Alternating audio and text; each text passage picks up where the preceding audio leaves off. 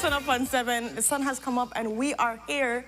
My name is Renata Samos-Cod. And my name is Brandon Usher, and today is August 26th. Guys, this is the last week of August, and we know that beginning the 1st of September, our national month has arrived. And a lot goes down, and of course we get excited for it. But you know something, people also get excited for Brandon.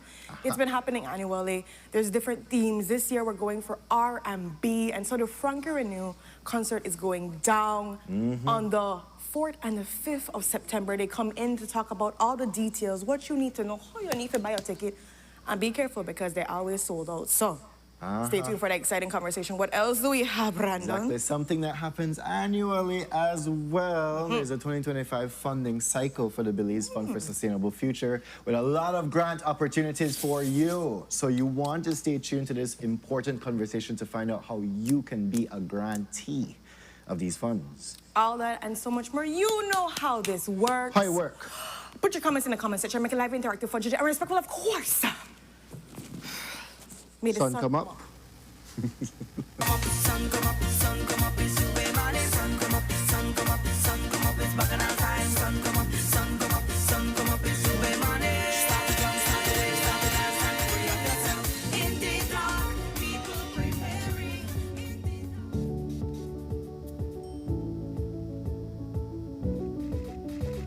I've come to find that the truth isn't what we were told.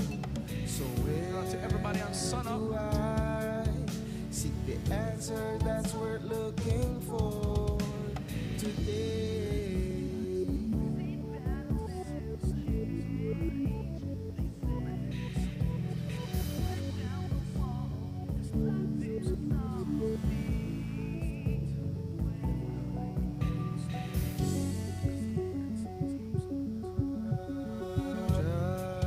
Just in time, He's here to talk to us the about writing appears on the the show that we're on wall. right now.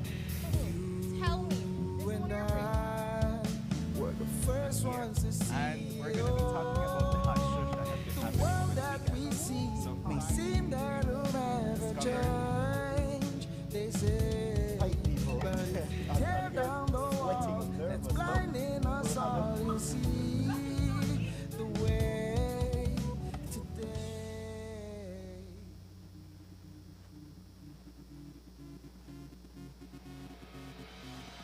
A place to call your home, a place where you can go. Stand by me and we'll take flight. We'll be there at morning. Good morning, my beautiful people out there, and welcome to your beautiful Taco Tuesday episode. Why am I gonna say that? No, I want tacos this morning. But something else that we have to give you this morning is the weather, and it's courtesy of the Belize Met Service. Good morning. A moderate east to northeasterly airflow prevails over the country. In the 24-hour forecast, skies will be sunny with a few cloudy spells today, with isolated showers and thunderstorms developing. Then cloudy at times, with a few showers and isolated thunderstorms over the south and some coastal areas later tonight. High temperatures will reach around 87 degrees Fahrenheit along the coast, 92 degrees Fahrenheit inland, and then 80 degrees Fahrenheit in the mountains. Low temperatures for tonight will reach around 82 degrees Fahrenheit along the coast, 74 degrees Fahrenheit inland, and then 68 degrees Fahrenheit in the hills. Winds over the open sea will be from the east to northeast at 10 to 20 knots, with sea conditions being choppy to moderate. And then high tides occur at 11:49 this morning and at 11:56 tonight. Low tides at 6:12 this evening and then at 6:43 tomorrow morning. The moon will rise at 8:23 this morning and set at 8:21 tonight, while sunset is at 6:11 this evening and sunrise at 5:37 tomorrow morning. And now for the extended forecast. There will be cloudy spells with a few showers and isolated thunderstorms expected around the country, but especially over coastal areas for Wednesday and Wednesday night. And then in the sargassum update, satellite and surface observations continue to show large amounts of sargassum over our area. As a result, coastal destinations will continue to be impacted during the next few days. And finally, for the tropical weather outlook, At 3 a.m., Tropical Storm Fernand was located near latitude 37.0 north and longitude 55.2 west, or about 635 miles east-northeast of Bermuda. Fernand was moving to the northeast at 14 miles per hour with maximum sustained winds of 45 miles per hour, and this system still poses no threat to Belize. And this has been this morning's weather report from the National Meteorological Service.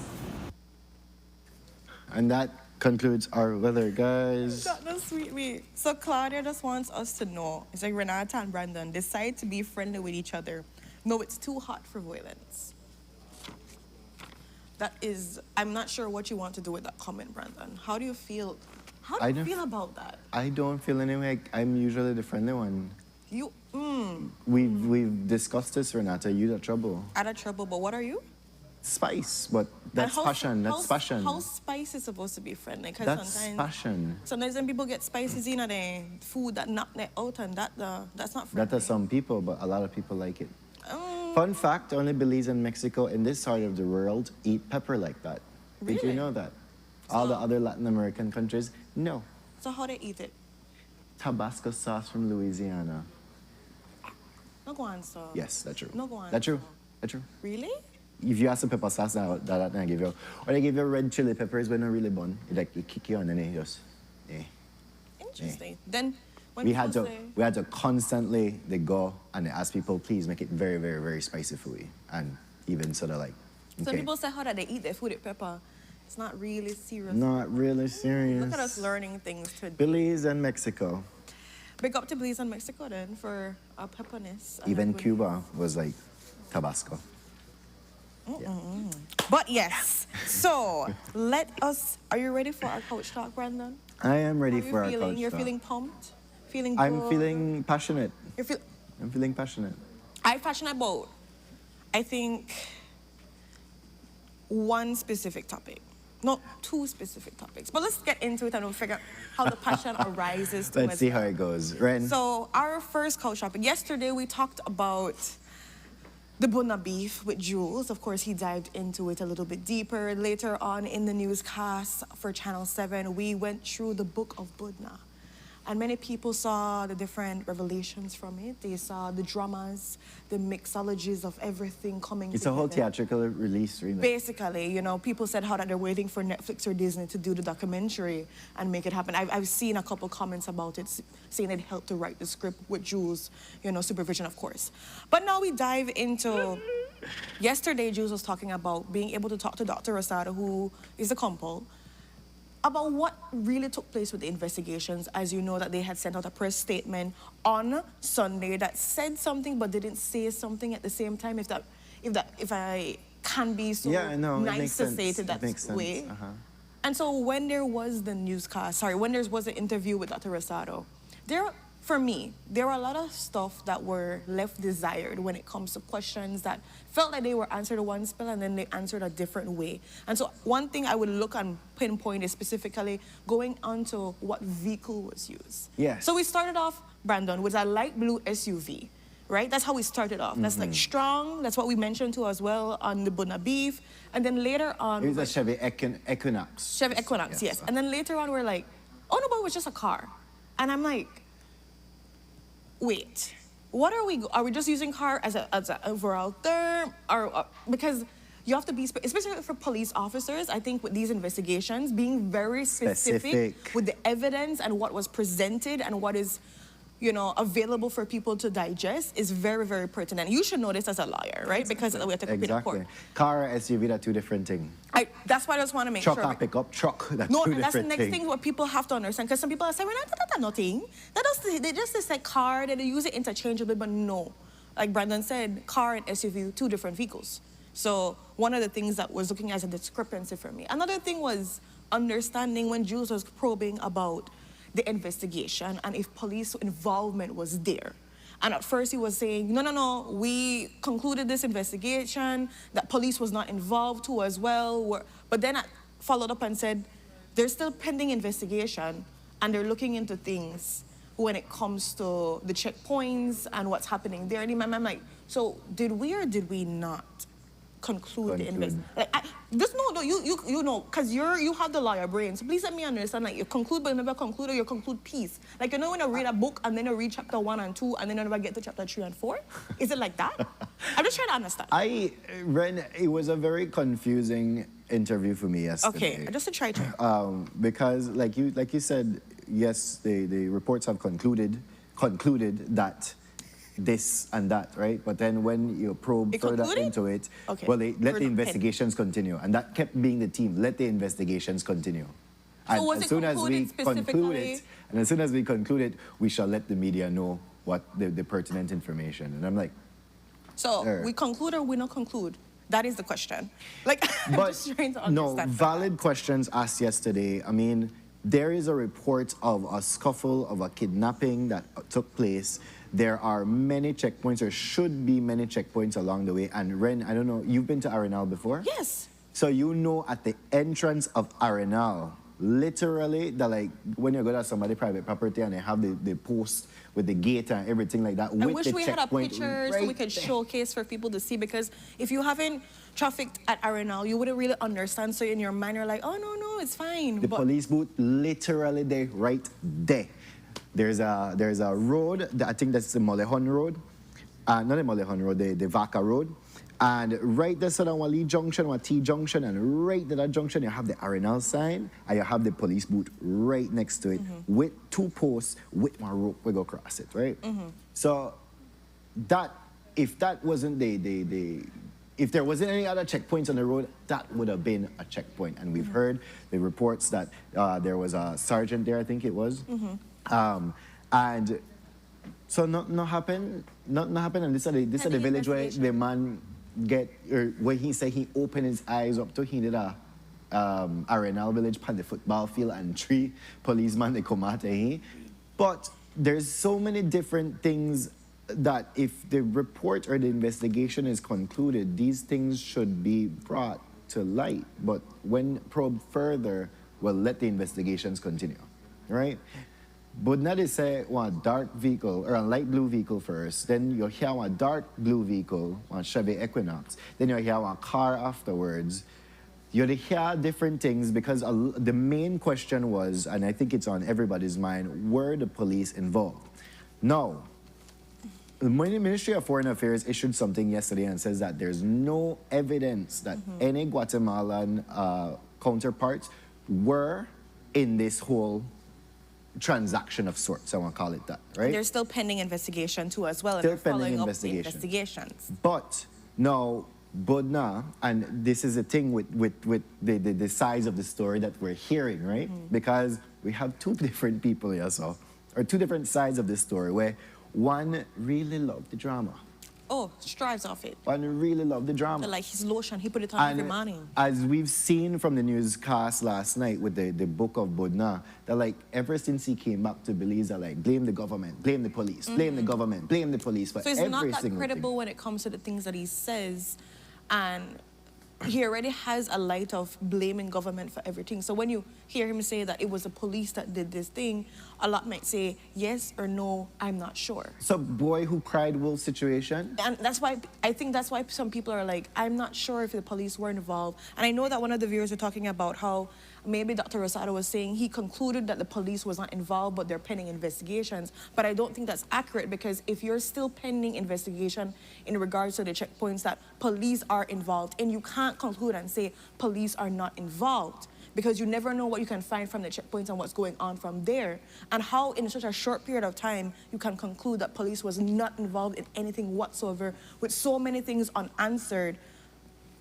I'm So- just trying to say, like, in that sense. So you have Budna side where they come up with a lot of things. They hear that, oh, we that the police, we got this, things like that, taken, beaten along the way, apparently bloody up, but we not see no blood on shirt, we not see none of anything this, all right? But we have on the other side of the story, the police's side. And we know that the police really, let's be real about it, not got really the best rep. Right? And they have True. to defend, and they have to defend their department, which, not saying that all policemen and women are bad people, but there's a few in that The bad bunch, and we apples know, that we paint a know, picture. we know, right? And now they're defending. So, which side Which side do you choose? Which side do you pick? Because we don't know, and that's the thing, that's where the investigations will come out. And I feel like the only evidence that we have to really go by that people can all agree on is the fact that he was abducted in front of the police station, because there's evidence to showcase that. There's video. There's video evidence to showcase that. So like that's the only thing that everybody under the sun could agree and say this did happen. What then comes from there of he said, she said, investigations that are pending, I think there's a lot to be desired. And many people are left with more some more questions than answers too as well. And like Jules said, Bunda is a very controversial topic. I won't go into the history and whatever it is of how people feel, but I think more of a national issue is how a citizen of Belize can be able to get quote unquote abducted and taken across to Guatemala without... It's not, Ren, let's be real. Without any kind of police interference or so. Well, that is true too as well. Right? But it's a very alarming situation. If it was the police, very alarming. If it was Guatemala police, highly alarming. If it was somebody being paid to do this transaction, and that's the next thing, because they were saying that as well. In, I think it was in front of the police station, like they said the license plate was a Belize City license plate. So a lot of questions and less answers being dealt with. I'm hoping that the police can truly do a thorough investigation to understand how past all these checkpoints, how past all these competent police officers, a person can get abducted in this way, shape, or form. And we'll continue to follow the story and let you know exactly what goes down. Yeah. The saga will continue. The saga, and another saga that has continued, as you remember, the Boston chairperson that really took to media, that took to reporting to Forestry Department, that went to a police officer, bring her all the way that is site to make sure it could stop the overall cutting and illegal logging too as well that was taking place, and the whole saga that came with that. We now interviewed Minister Habet, and he's talking about how, yes, they have been dealt with when it comes to the illegal logging and so forth, and they do know that the Forestry Department, the concession that was given to them was up to July 31st. He made mention of that. He's like, and them stepping out into Boston Village was out of the premise, the range that they were supposed to be given to do. So that's all correct underneath what the Boston chairperson was saying. He spoke about certain discrepancy of not knowing if there were logging that was done after the 31st and certain things that couldn't be fully, quote unquote, supervised and so forth, because the Forestry Department can't be everywhere too as well.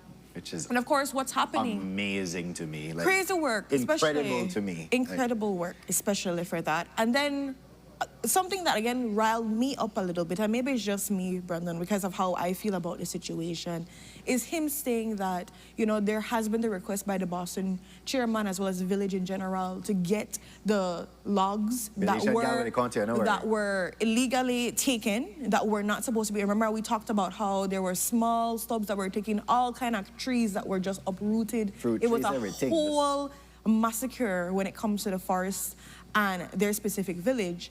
And saying that, you know, they'll get that to help build their schools and maybe repair this and so, but they just have to pay some royalties on it. And that, when I hear that last night, Ren, that like, what? I'm like, I have to pay royalties for something where for me village. My village forest. When I can take my thing, brother, listen to me, this is like literally, you come to my house, take my thing, and now I have to pay you back to make I get my thing back from you.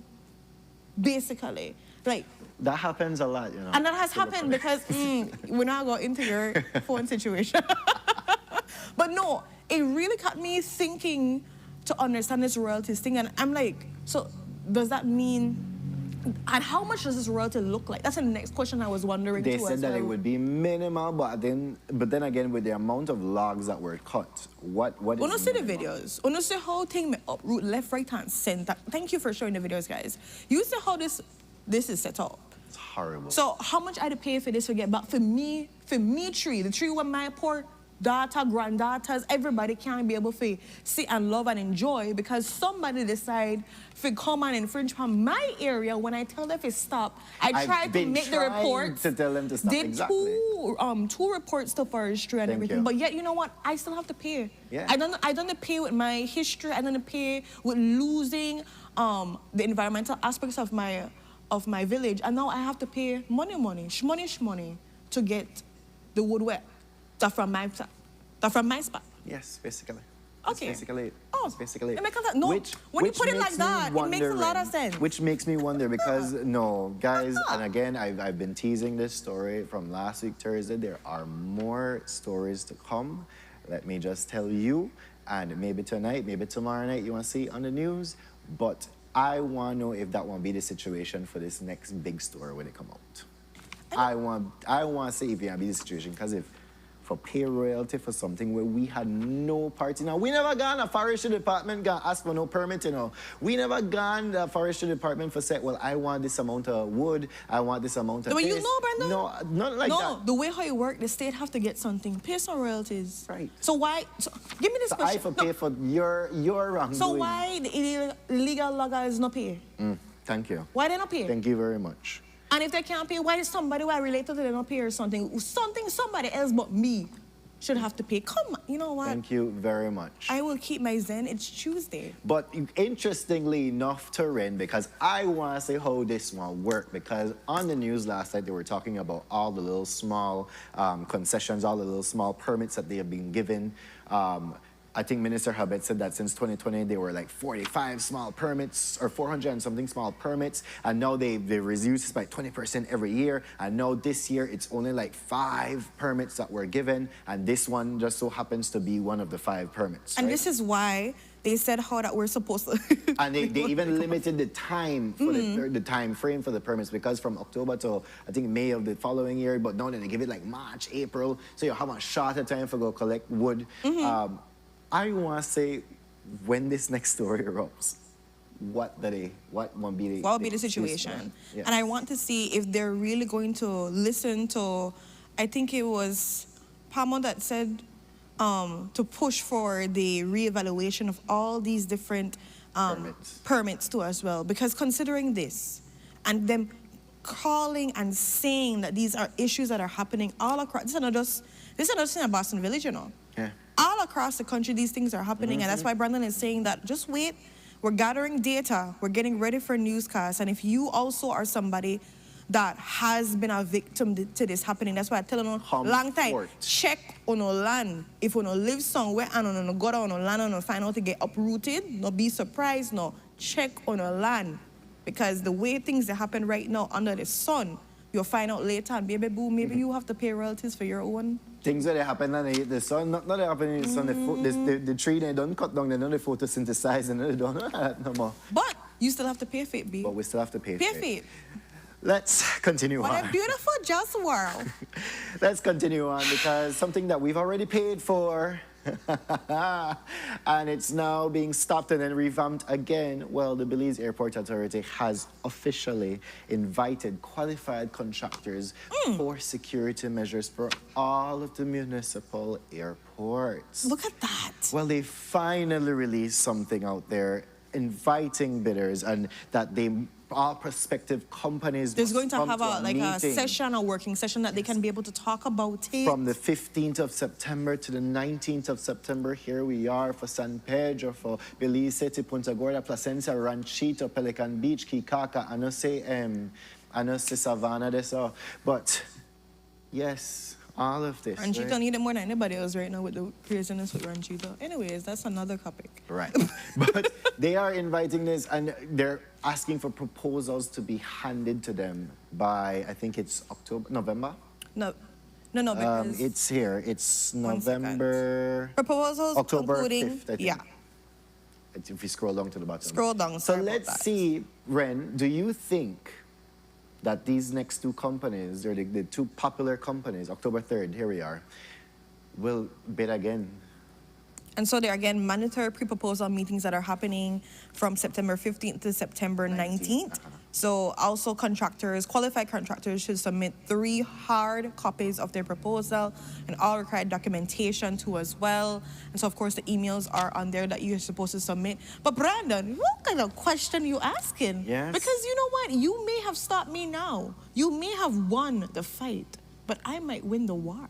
I might come back and I have my ducks But not in only order, that, Ren. Brandon, and I Not could only come back. that. Nobody said I couldn't do it. Not only that. What happened? Now you know a lead budget where they're there, right? When they're capable of paying. You don't kind of know at least on. And then for So? people like, I think it was for Diamond that already bought some equipment too as well, that have things together and can tell you ballpark figure more or less how it costs. Do you have a better advantage than other people, Brandon? Do you? I'm just asking for a friend because, throwing things out here, however you want to digest it.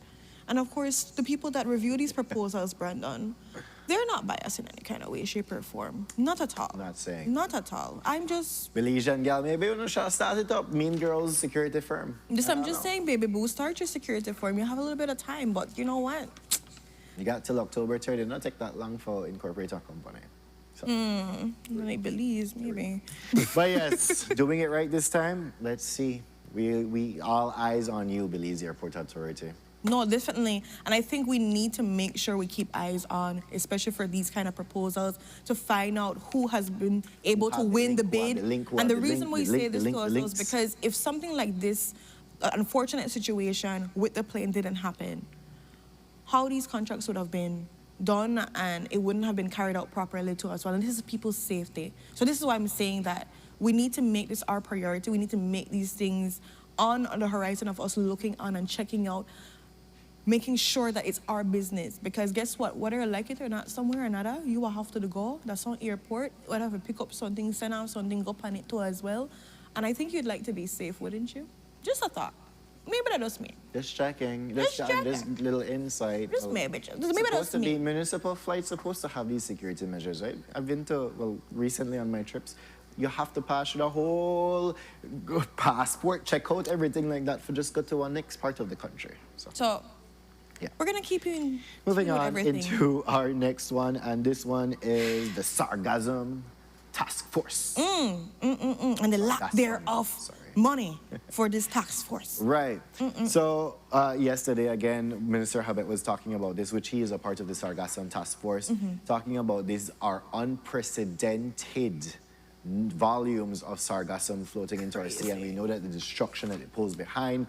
Recently on the news, there was airing of the destruction as to the marine life. Fish being caught, all in it, died. And once it goes on the shore, that's it right there. Because it erodes the sun. Also, when you're extracting the sargassum from it, it also comes with sun, which, helps with the erosion process. So there's several things that need to be looked at here. And as he rightfully said, I will agree with him on this, no one country has the solution for this. No, they talked about how Dominican Republic, they talked about many other countries that are trying to see, because as you know, and we've talked about this and some of the research has been done, because I think it was Minister Paris that was talking about them seeing if it can be used for fertilizer and how much, how the investment will look for that.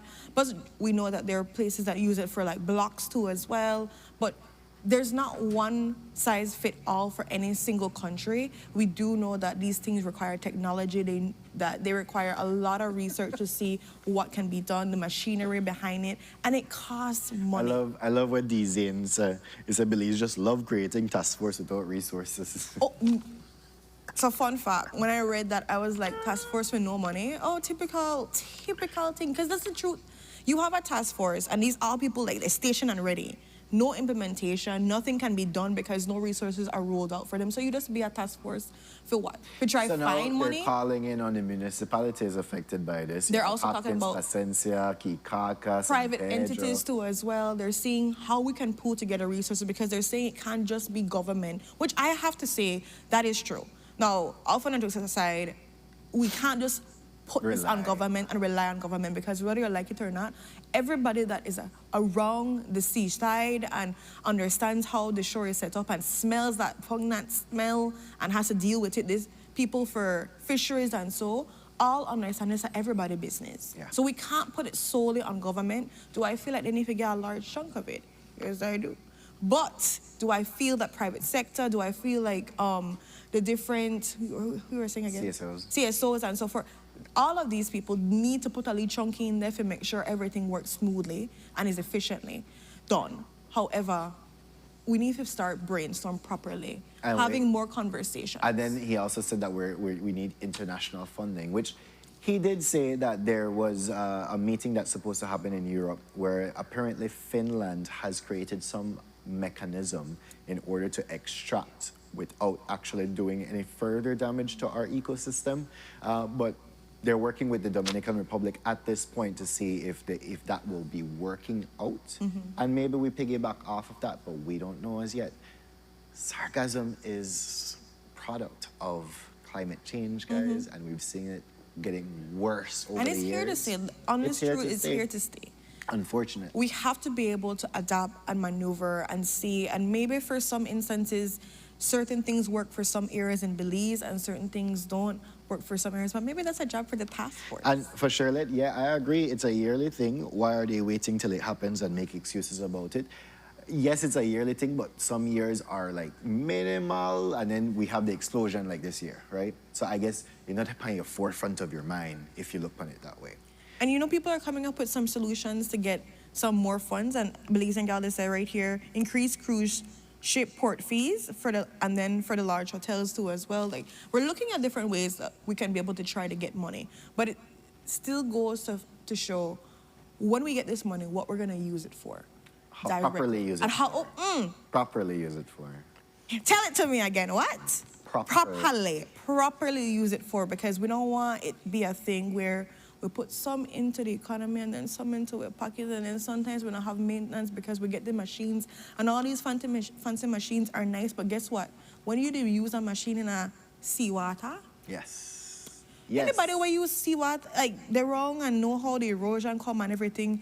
That's a next topic too as well. But I'm just saying, all of these things need to be at the back burner of our thoughts when it comes to planning and seeing what we can be able to use this for. And again, looking at different portions of our country, whether it be Placencia, whether it be Belize, that you see that whole thing. You see that whole thing by Princess? Yeah. By Keys, all of these spaces to see. You know, how we can interestingly, look at I was researching on it and see if you could eat it. And there are 3 different types of sargassum, and 2 of them are edible that they eat in Japan and those places. But this one The specifically, one where we have not eat no, not edible. It's not edible. No, because I checked that long time ago.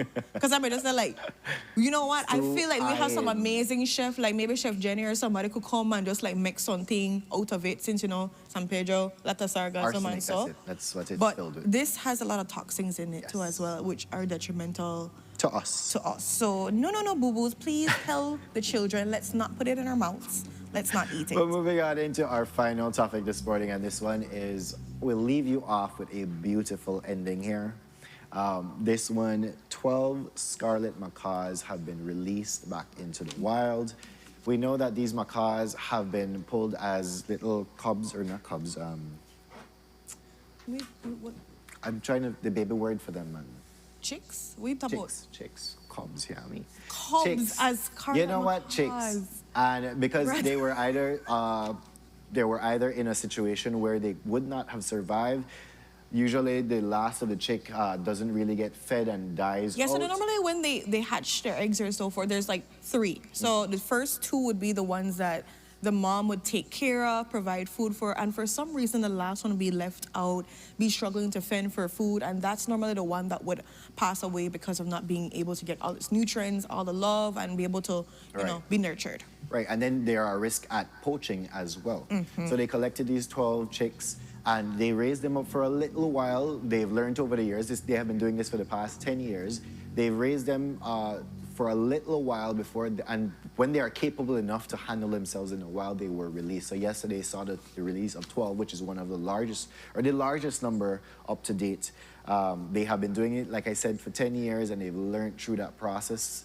Well, we had the footage last night, and we will be showing some of the footage, but beautiful birds. Yes. And they are released into our chicky bowl.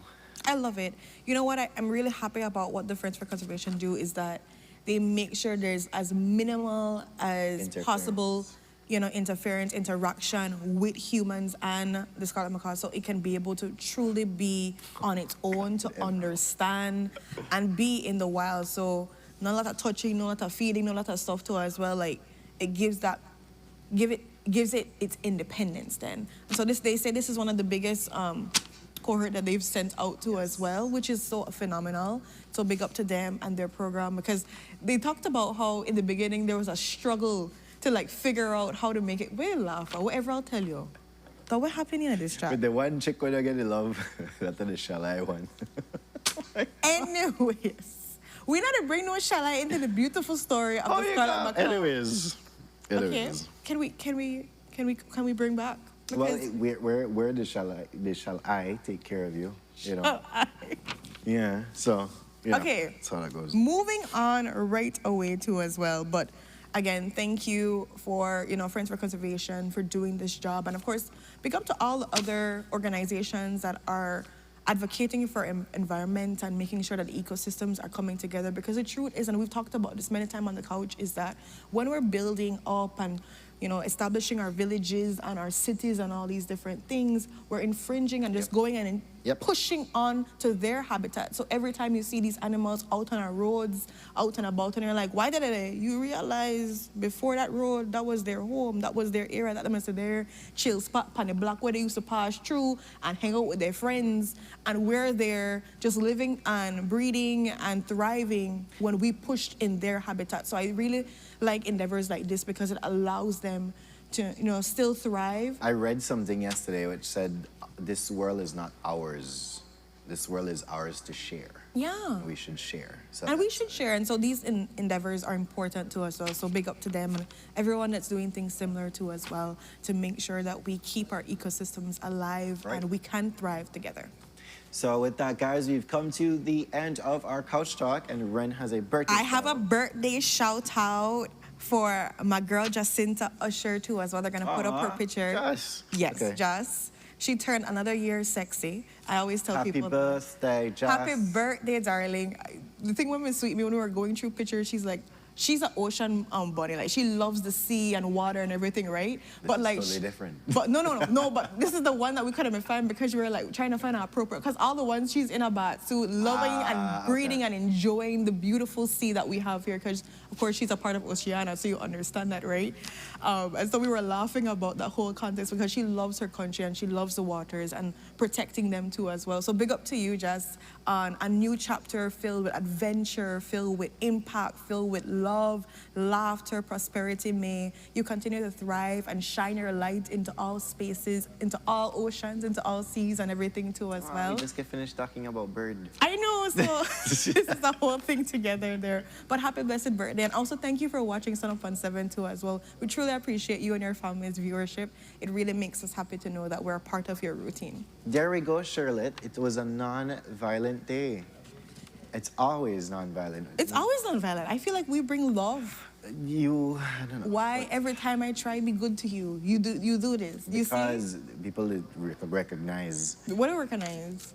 Recognize your vein, pants up your head, we're going pop out. Anyways, Guys, so let's coming up next, we have these beautiful videos which they try to entice you to buy and things like that, or they try to entice you to go visit them or learn more. Yes, guys, we have ads coming up, and be a part of it. But when we get back from those ads, we have the Frankie Reno concert, because we have to tease them with it, man. We have to tease them with it with the type of music, not the genre. I learned from Mr. Carlos. Carlos. Yeah, look at Mr. Carlos schooling you. I love that. Which will be soothing and enticing you. Coming next week. Coming next week. And our very own Miriam is in there too as well. So we're excited to talk about it, dive into some of the beautiful selections. It's really a work of art to bring together all these different artists. You're going to find out more details. And of course, get your ticket very fast because they like sell out. Quick thing. So we'll be right back, guys. Paying the bills, and then we'll be here.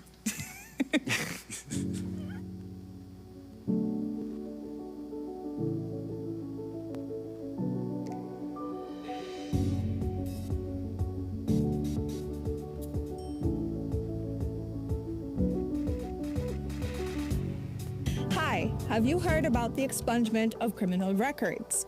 Well, as of August 1st, 2024, the Criminal Records Rehabilitation of Offenders Act allows for you to apply to have certain criminal charges permanently erased from your record.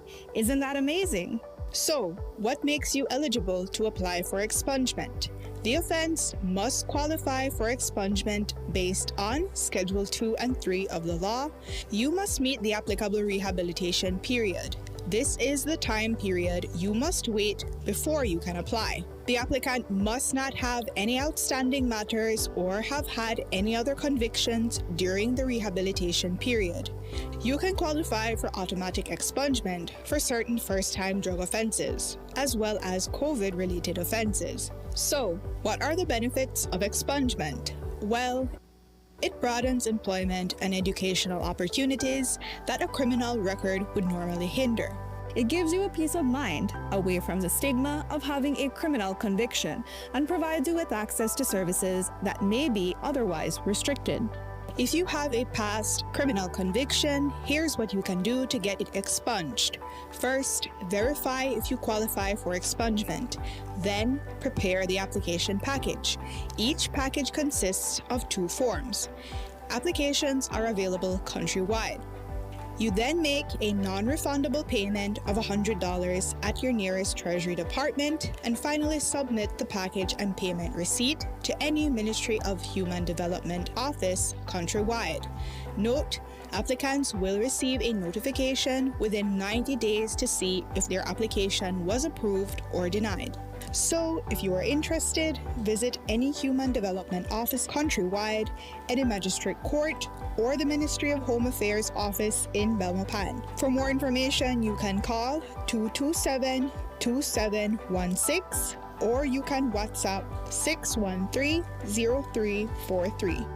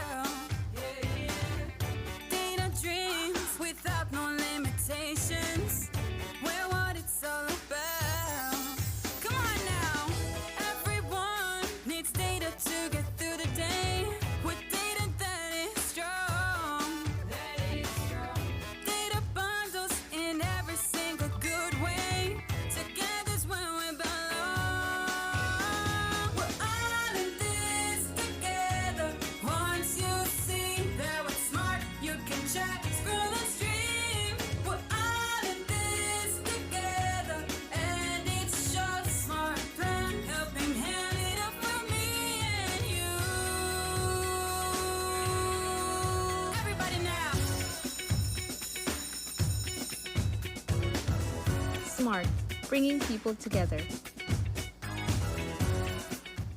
Nando's Wholesale is the distributor for the full line of Badia spices, including the original complete seasoning, the perfect combination of ingredients and spices prepared to enhance the natural flavor of your favorite foods. Also, cinnamon powder for all your desserts, fruits, and beverages, and as special dishes. All these are available in commercial sizes or restaurant packaging. Nando's products are available at your local retailer or contact us at 222-5000. From Corozal to Toledo, Nando's is proud to be serving Belize as its #1 wholesale distributor for over 35 years. Tenemos la capacidad técnica, operativa, profesional y la infraestructura de poder establecer una atención neurológica de alta calidad. Que no se pierda tiempo de forma innecesaria para poder al final del día llegar al mejor de los resultados y la mejor opción para el paciente. Wake up to positivity and inspiration. It's a fresh and diverse twist on your mornings. Tune in to Sunup on 7 every weekday morning at 6:30 a.m. right here on your nation station, Channel 7. It's the morning show you don't want to miss.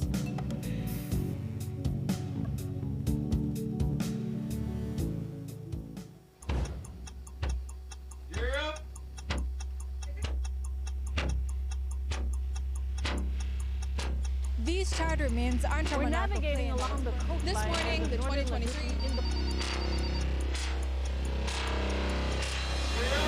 Good evening. Good evening. I'm Shireen Halsell, And here's what's ahead for you on 7 News Tonight. We've got details of these and other stories in our newscast for tonight. Good evening. With your news, I'm Indra Crack. Please, you're watching the Nation Station, Channel 7.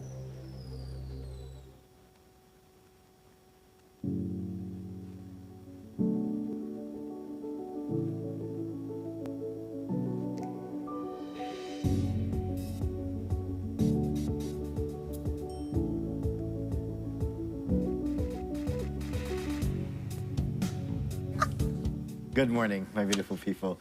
Didn't even count me in just now like that. But yes, guys, I just heard 3. But we are back here after those beautiful commercial ads. Yes, guys, beautiful commercial ads. But we're jumping into our first beautiful conversation this morning.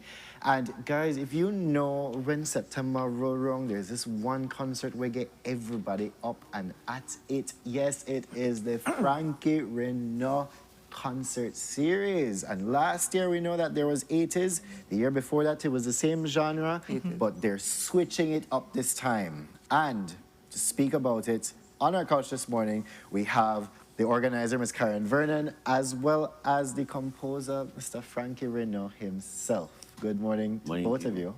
How are we both feeling this morning? I am nice. I've been up since 3, so I'm 3? good. Wow. I had an early bird.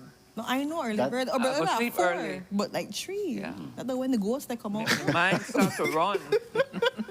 Maybe I don't want to go. You know what? That's the thing about it.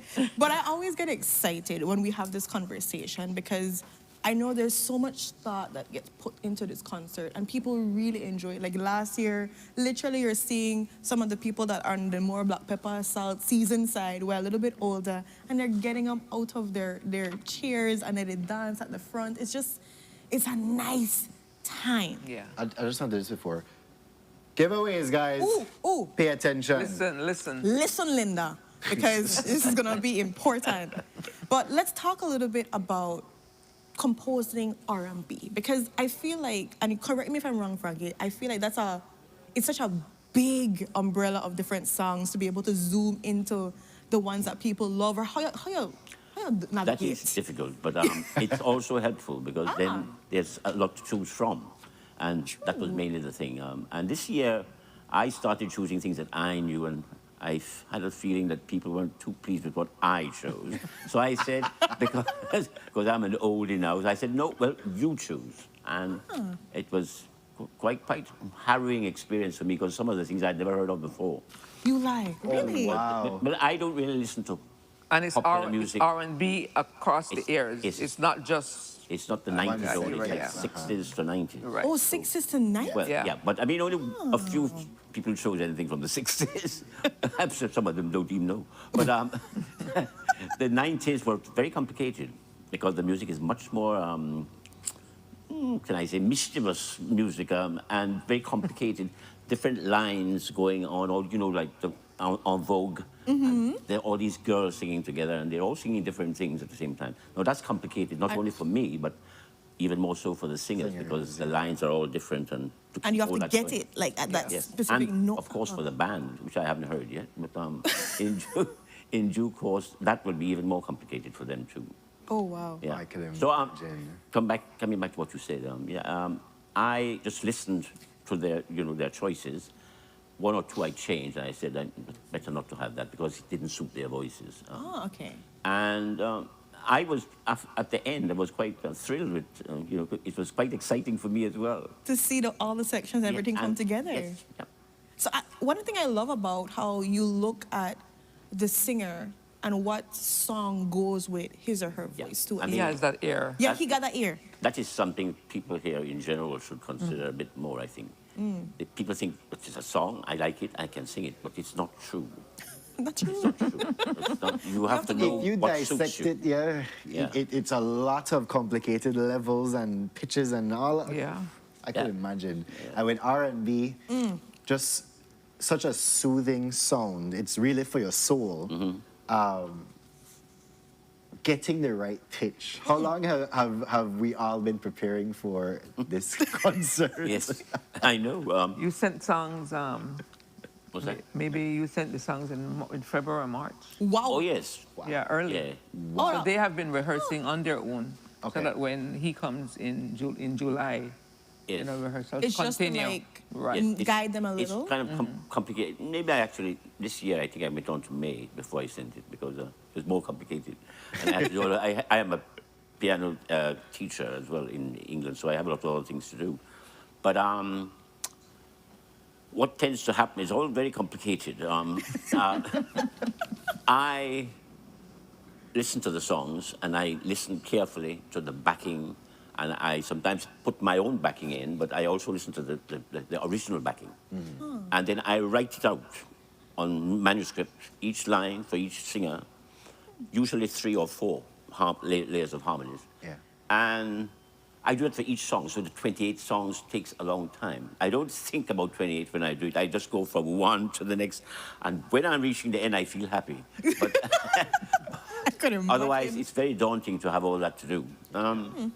So what's what I do? I then put it on Sibelius. I have this the musical thing, and I have the script, the notes in front of me. Then I go to my piano, and I sit down and I play on my laptop the music going on, and then I play the particular line of music for whichever singer above it, and sing it along with them so that they know what I want them to do. Okay. And that's of course 4 lines or 3 lines, so that 28 songs quite a lot of time to get it all done. But that's just the very beginning, of course, because when you get here, sometimes they still haven't practiced it. Yes, yes. Call out. Yes, I. But this year, I have to say, they were much better.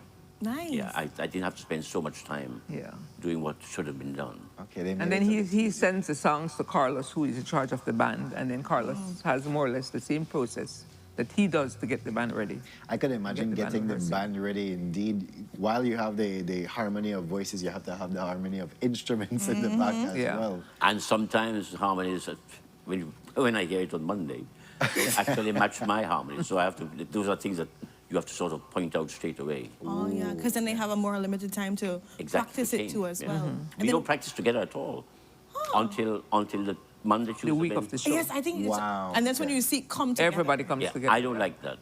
I would like much better. It's difficult to get everybody together. Everybody works. Oh, yeah. You know, like it's difficult to get everybody together. So we Even have to do- rehearsals, Even rehearsals with the vocalists, like I don't think we've had a rehearsal where everybody's showing up. everybody there. has been there. So you really just operate upon. Yes, good you have to faith. make do. But it always comes to such a beautiful together. masterpiece, Yeah. right? In the end, So I've been asked, can you tease us with some of the songs? Yeah, we definitely can, or at least some of the artists. Like one of the one I'm looking forward to this year is one of Seal's song, "Kiss from a Rose." It's a difficult song, and Leon is doing that song, but you know, I've heard him in rehearsals, and yeah. I could see his voice doing that. Because that's the thing. What I It's a difficult song because it's like, I don't know how to explain, if he could explain it better, but I it's would like say the wrong Big thing. when I- range. Okay, the range. Okay, Yeah. I was gonna say pitch, and I was like, that's wrong. But he can handle that very Yeah. well.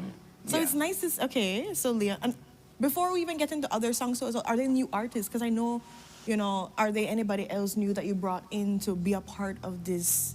Definitely. Every year we try to bring one or two new artists in. Last year we had Ariana. She was Ariana Kiros. She was in the choir, and then she's doing two soloists this year, 2 songs this year. Nice. Look at And then we have, I'm sure you heard of Kelsey Parham. Yes. She's also in, and she's doing R&B of her choice. And then Frankie is having her do one of the songs from Mass in Blues. Ooh. A song that I wrote called Yeah, Why. Why?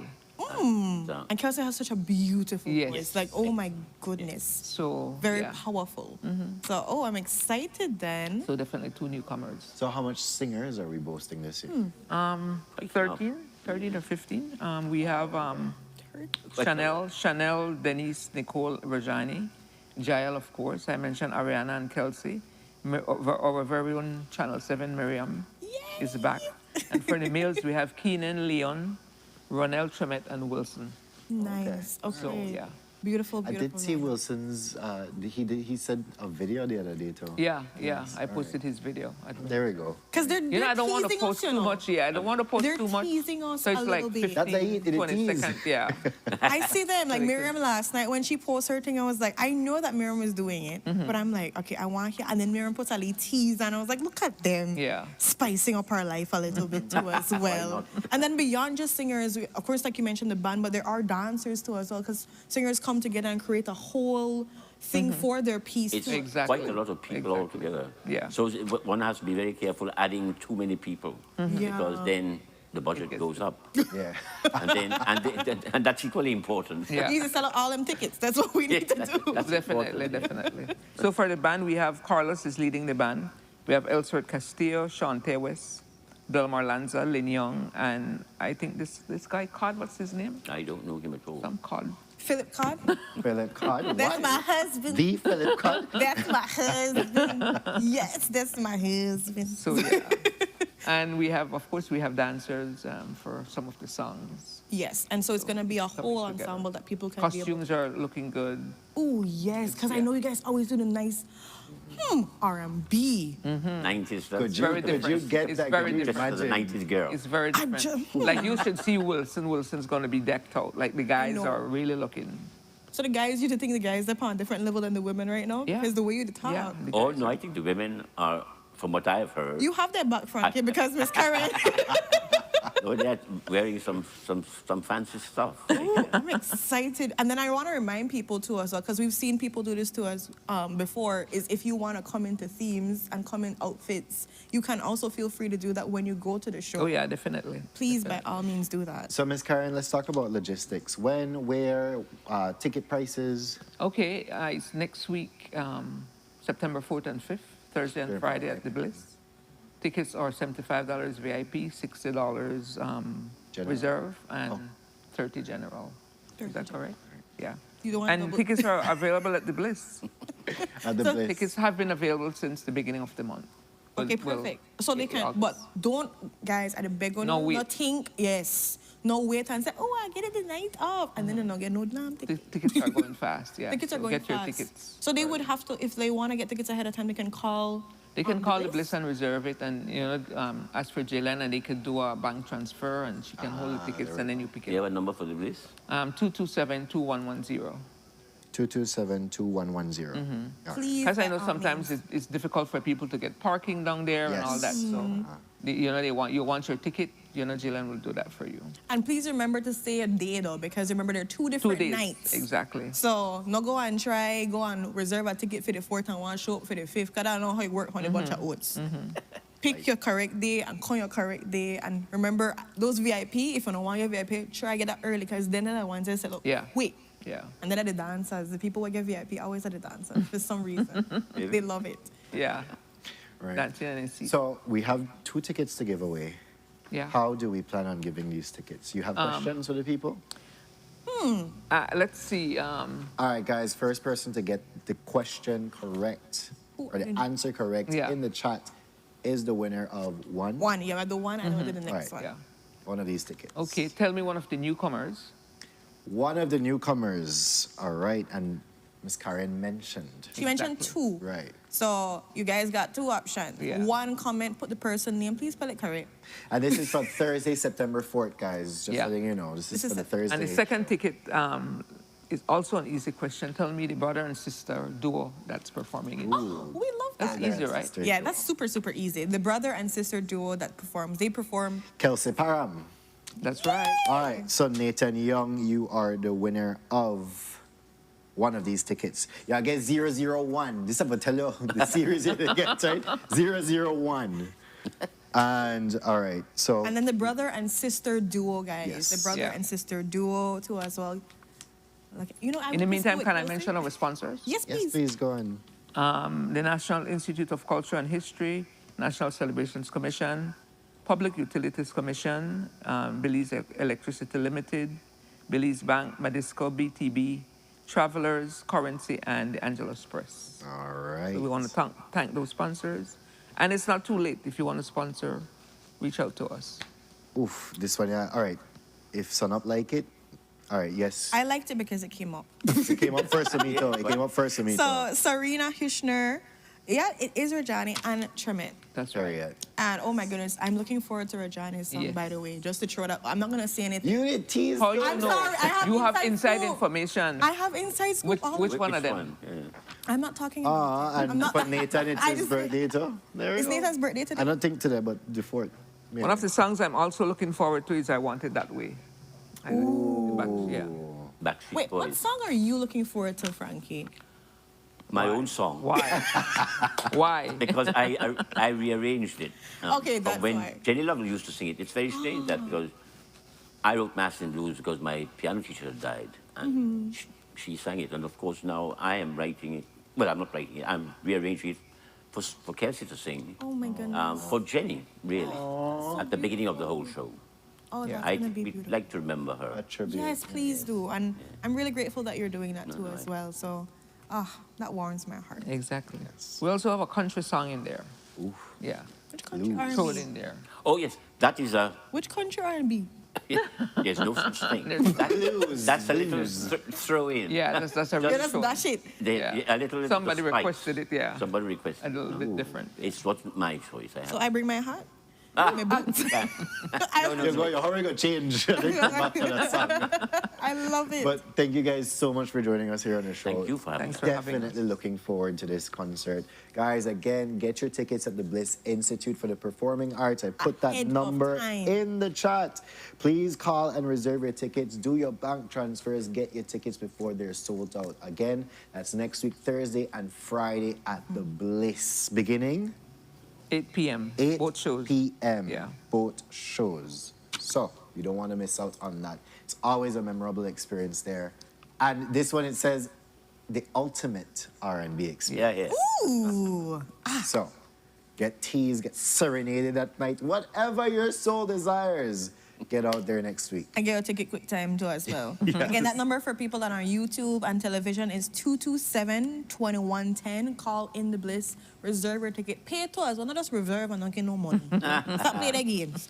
And of Pay course, for your ticket. Come for pay for your ticket and come for a beautiful, beautiful night, guys. So with that, we're gonna go to our next commercial break and we'll be right back. Stay tuned.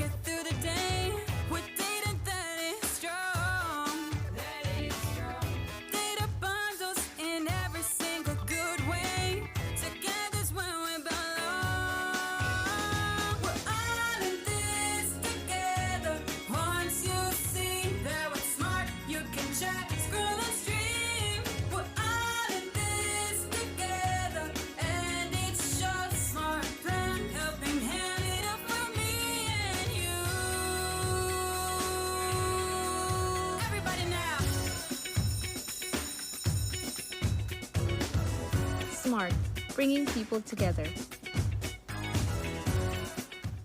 Nando's Wholesale is the distributor for the full line of Badia spices, including the original complete seasoning, the perfect combination of ingredients and spices prepared to enhance the natural flavor of your favorite foods. Also, cinnamon powder for all your desserts, fruits, and beverages, and as special dishes. All these are available in commercial sizes or restaurant packaging. Nando's products are available at your local retailer or contact us at 222-5000. From Corozal to Toledo, Nando's is proud to be serving Belize as its #1 wholesale distributor for over 35 years. Tenemos la capacidad técnica, operativa, profesional y la infraestructura de poder establecer una atención neurológica de alta calidad.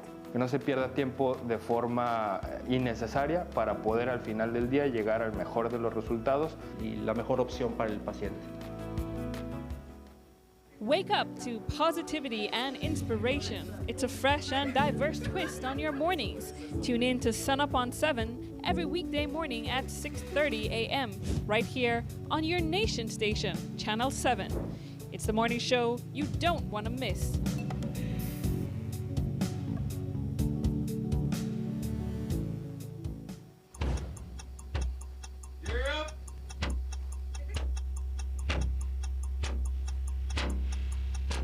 These charter mints aren't We're navigating along the coastline. This morning, the 2023 in the Good evening. Good evening. I'm Shiri Halsell, and here's what's ahead for you on 7 News tonight. We've got details of these and other stories in our newscast for tonight. Good evening. With your news, I'm a bureaucrat. Please, you're watching the Nation Station, Channel 7.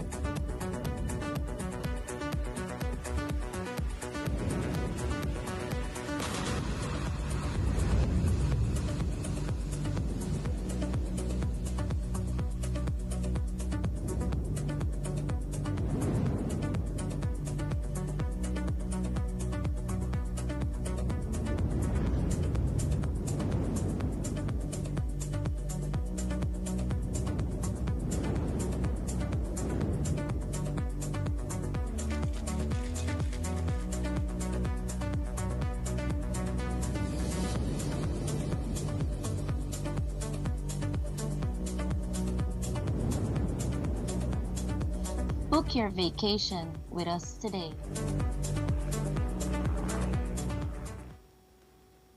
Tenemos la capacidad técnica, operativa, profesional y la infraestructura de poder establecer una atención neurológica de alta calidad. Que no se pierda tiempo de forma innecesaria para poder al final del día llegar al mejor de los resultados y la mejor opción para el paciente.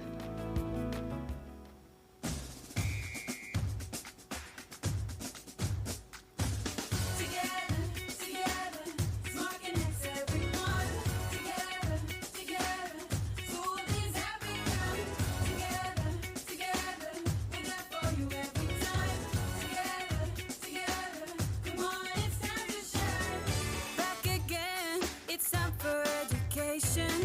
We're smart, we've got no doubt.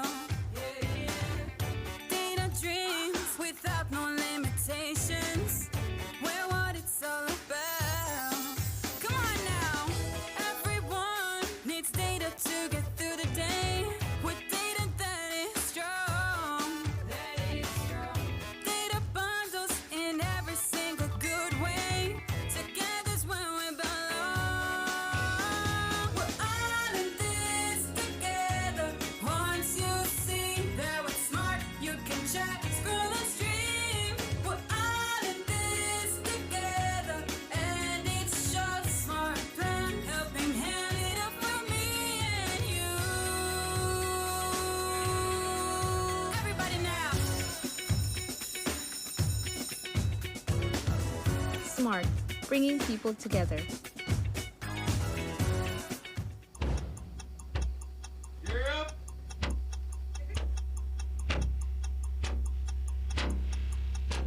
These charter mints aren't We're navigating along the coastline. This morning, the 2023 in the Good evening. Good evening. I'm Cherie Kelso, and here's what's ahead for you on 7 News tonight. We've got details of these and other stories in our newscast for tonight. Good evening. With your news, I'm a bureaucrat. Please, you're watching the Nation Station, Channel 7.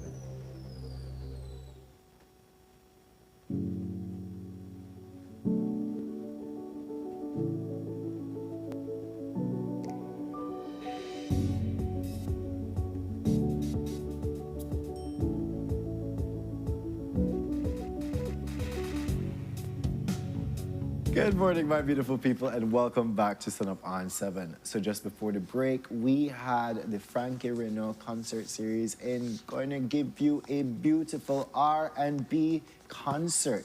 Again, coming up next week, Thursday and Friday. Get your tickets.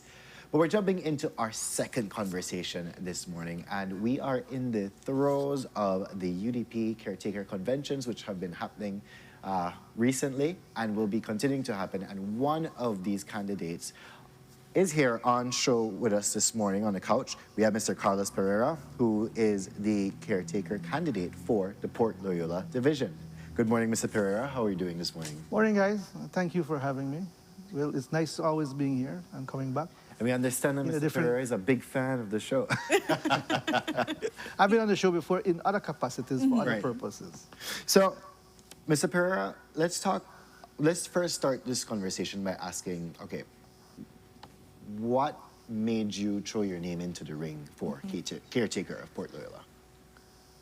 I think that having seen where the division has been abandoned and neglected for so many years, and being a young boy from Port, you know, I grew up on Penn Road and Farbers Road, went to St. Ignatius, and I think seeing where the division is today, no development, I think that kind of motivated me. And on top of that, I come from a family where when I was a young kid, my father was always somebody, when we grew up in the Penn Road area, he freely, without any kind of any gain, would give back to the community and so forth. And so I saw that as an opportunity that, for the fact, especially where the UDP is and how divided and so forth was going on, I think it was time for bringing a new face, a fresh face, and a fresh start for the division. And I think being from that area and being a successful businessman in my own way, I can now give back. And I think that's what brought me into it, to see what I can do to help give back to my community and rebuild that division from the ground up. I love that. And, you know, in that same note, you've been walking around, I'm sure, talking to the different constituencies, members, and trying to understand what are their plights. What are some of the things people have been talking to you about that they feel they need in the community, or they need to bring back, or they need to bring in the first place? I think that the division, as I said earlier, the division has been neglected and abandoned. And one of the main things has been that the people had gotten used to that social assistance, that social programs where you had pantry programs. Right. And it has to do with the fact that we have a lot of single mothers. We have a lot of elders in the area. And they're not asking you for anything but for you to be able to see if you can get these programs back for them with those challenges that they have. The division is huge, and because of that as well, we've found a lot of challenges in infrastructure. So there's a lot more infrastructure work that needs to be done in Port Loyola. I mean, as we see right now, there's a lot of infrastructure work done in all the other divisions across the country, in the city as well. But that is one division, in my opinion, walking the division has been a cry of the people, saying that they're seeing nothing. They're seeing everything else being built in Pickstock, in Freetown, and so forth, and nothing happening in that division. And so my push is to be able to represent the division, even though we're not in government, but to have a representative for the UDP that can continue doing work right now, even though we're out of government, and having those resources to be able to help. I'm glad that you say that, because I think that is one of the main cries coming from Port Loyola indeed, in that they're literally looking at everywhere developing, but then, as you say, basic infrastructure, drainage, all of these things still continue to be a problem. And we had the area representative here on our couch before saying the same thing. But what seems to be to you, the root cause of no development at all, besides the as you say, the deserting of the area? I smirk at that because I think that Port has never had a representative that is a voice for that division. Not to cast anything on past representative from the, how Jews like to put it, PUDP, right? I think that the division has never had somebody who can voice, because when you are elected and selected for that division, you have to be able to show strength and be vocal for your people. You have to be able to know how to lobby in cabinet, lobby for your division. You need to be able to see how you utilize your resources that you receive as an area rep to fund your division. I mean, each area rep receives almost $10,000 a month. Is that being invested into these areas? And so those are some of the things that, as a potential standard bearer for the division, I'm hoping to be able to invest those things when we win and getting into government at some point, that we can do that. And that's how you focus on helping that division and trying to develop it in that area. But most important is the division needs somebody who can fight for it, somebody who will go talk to the prime minister, your party leader, whoever it is, and fight for that division, and how important it is to uplift this division and bring it back because of the abandonment for so many years. Right. Definitely. I want to, because I'm a very practical person when it comes to politics and people wanting to do things in their community. And I think people will also want to know, like, on a step basis, if you're able to get the role of the caretaker, and I know that you mentioned before, it's not that you'd be able to have access to all the funds and so forth because UDP is not in power, but practically, what are maybe one or two steps you would do after receiving this role to be able to properly support the community? Because there's a lot of work that needs to get done, and a lot of them require money and require infrastructure, drainage, different little things that, spending. But what do you think in your capacity would be one or two things that you would be able to get on the ground running? And maybe it might be something done in the first month or so, but something you'd work towards for the community. I think to answer that question, I also have to highlight what I bring to the table, because what I bring to the table is networking, a successful businessman in my own way, to be able to garner business community support from that, and able to work with colleagues in other aspects of the different industries.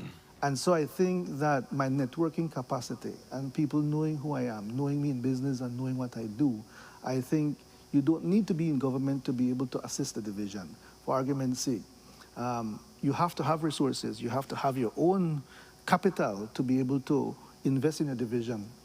Picking up the phone, talking to a contractor that is experienced in streets and so forth, finding an area that needs assistance with drains and streets. Then from there, picking up the phone and calling the mayor of Belize City and saying, listen, can you give me permission to be able to do A, B, C? We have the resources, we can do that. Those are things that I think you can do. It doesn't take a lot of funds, but you have to be able to do so. Bringing back basic things, back to school programs and so forth.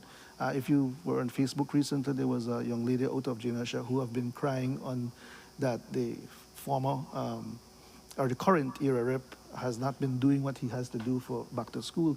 Little things, there are little things the community is looking for. They're looking for being able to support them with daycare programs. Where can you create a system where employing their own within the division and creating a daycare program? Where can we try to get the polyclinic that is in the area that has been abandoned? It takes somebody to write to the ministry, find out for the ministry. I plan to reach out to the ministry and say, do you need donations? Do you need, I'm in the health industry for the last 15, 20 years. Do you need to be able to have any assistance from the community or from the business community to help uplift? Do you have the grant? These are things that even though it is a government of not my party, but it is seeing how you can work to fix and help the development. And I don't think any government, be it whatever they are, they're working to help everybody. So any outside assistance in developing the polyclinic and trying to help and donate equipments and so forth will be acceptable. And I think those are some of the things that I bring to the table. For the fact I'm in the medical industry for so many years, I can get a lot of international companies to donate equipment and send them down, not refurbished, but brand new, to help build the community. And I think those are some of the things that you can do from now without having to be in government. Right. You've enlightened me a bit about, if your party is not in government, what do other people do in the instance to keep up that momentum? And rightfully said, there are different ways that people can go about, because I think a general idea of what people do, they just sit back and just complain, right? Or just talk to me. Yeah. You're working. So now you've put in your application, you've been accepted, you've said about 2 months ago. How has your route or campaigning route been? Been excellent, actually. Before I even ventured into it, I reached out to all of the former candidates, because you understand in that division there were four persons that ran. And I felt that in order to even put my foot into that division, we had to see how the division is. Is it still divided? Can we unify the division? And so that was where I started, trying to meet those people that supported those particular candidates. And I've been able to get 80–90% of those individuals that supported all three candidates to support my candidacy. And I think that was the start of being able to unify. And with that, that was a plus. That was showing that the division is looking for unification. The division is looking for unity. The division is a bit disgruntled, because as you walk into their homes, they're asking who you support, this one and that one and this one. And so I try to focus on the fact that we're trying to unify. And the unification is coming with Ms. Tracy Panton. And that's the unification that we need to do. We need to bring the party together. We need to be able to move forward. And until we're able to move forward, that we will be able to have a formidable opposition. And my support has always been to the opposition, of the leader of the opposition. When Mr. Barrow was the leader of the opposition, I supported him in my own way. And Ms. Tracy is the leader of the opposition, and now I support her fully for the fact that we need to be able to have a strong opposition. We need to be able to have strong voices to be able to bring the party and put it to a level where this government is not able to get away with what they're getting away right now. Right. So you have your convention happening this Sunday? This Sunday, Muslim primary school, yes. All right. What time would it be to what time too as well? And of course, who is qualified to be able to, quote unquote, cast their vote to support? From 10 to 5, sorry. It's from 10 o'clock to 5 o'clock at Muslim school at the corner of Farbers Road and Central American Boulevard. And we're asking all UDPs to come out. It's a UDP convention. So we're asking all our UDP supporters from all the area of that division, from Farbers Road, Penn Road, Nurse Finley, to come out and support the United Democratic Party. We know that we just came out of a general election. Yep. So, the political boom is not there, but it takes you to be able to push the individuals within your division to say, listen, we're here, we're alive, and we're looking to bring back the division. So it's on August 31st, this Sunday, 10 to 5 at Marseille. And do you need to bring any specific documents, like a voter's ID? Yeah, well, as usual, it's the voters list that we're using, and you have your voter's ID to come out. And it's the same process, nothing different from walking into for a general election in that regard. Okay, great. And as we're coming to the close of this segment, I want you to probably appeal to the people with use of this camera, come out on Sunday. No, of course. I'm already calling Port Lila my people. I am taking the caretakership to a whole different level. So I'm not looking at to be just a caretaker. My focus is to finally be the standard bearer for the division. Okay. So getting into this is for the long run, not for a short term. And so I'm asking the people of Fort and thanking all those who continue to support me on the ground, walking with me, campaigning every day. I'm thanking them because they have to leave their families in the evenings to be with me, walking Jane Usher, walking Central American Niels Penn Road, Farbers Road. So I want to thank everybody who has been supporting me and continue to support, and for us to come out. Bring your families, your friends who live in the division to support United Democratic Party, to support the leadership of trying to move this party forward, and to be able to give us an opportunity to have a formidable opposition. And having these conventions may look simplistic, but there are some of us that assist behind the scenes to be a stronger opposition. And so we support the leader of the opposition at this point in time to be able to move the party forward. And so that's what I tell the people of Port Erla. And of course, if people are, I'm sure there's only so much people you can get to in a period of time too as well, but if you'd like to connect, or people would like to connect with you, what number or what Facebook page, or where can they go to be able to feed into, you know, their opinions, their thoughts on what they need to be done in Port Erla? At this point, because it's such a short time frame, we haven't been getting into the media itself and putting Facebook and so forth. That is something that will be developed after we finish and get over this hurdle of the convention. Right. That's where media is important thereafter. So at this point in time, I'm visiting the homes.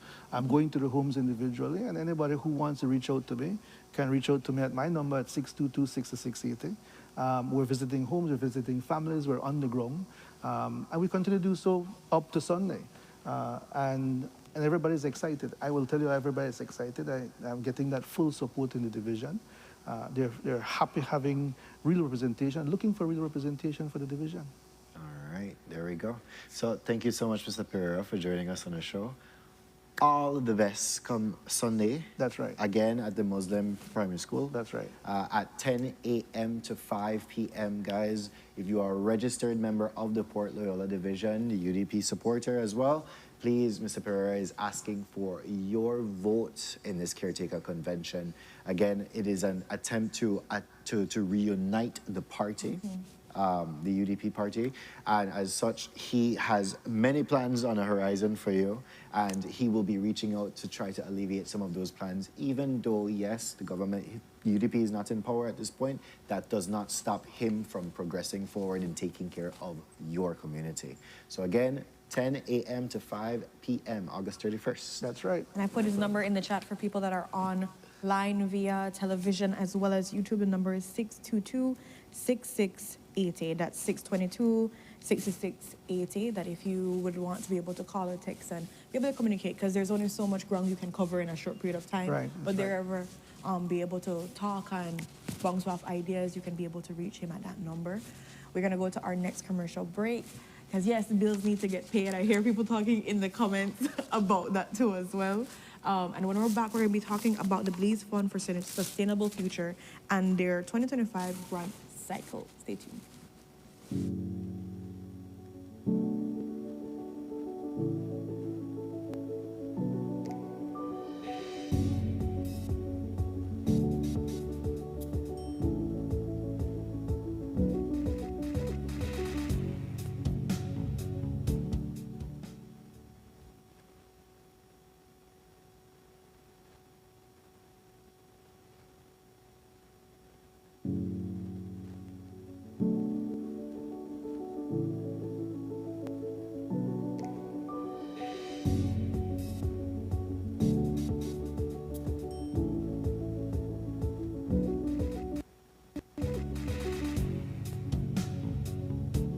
Nando's Wholesale is the distributor for the full line of Badia spices, including the original complete seasoning, the perfect combination of ingredients and spices prepared to enhance the natural flavor of your favorite foods. Also, cinnamon powder for all your desserts, fruits, and beverages, and as special dishes. All these are available in commercial sizes or restaurant packaging. Nando's products are available at your local retailer or contact us at 222-5000. From Corozal to Toledo, Nando's is proud to be serving Belize as its #1 wholesale distributor for over 35 years. Tenemos la capacidad técnica, operativa, profesional y la infraestructura de poder establecer una atención neurológica de alta calidad. Que no se pierda tiempo de forma innecesaria para poder al final del día llegar al mejor de los resultados y la mejor opción para el paciente.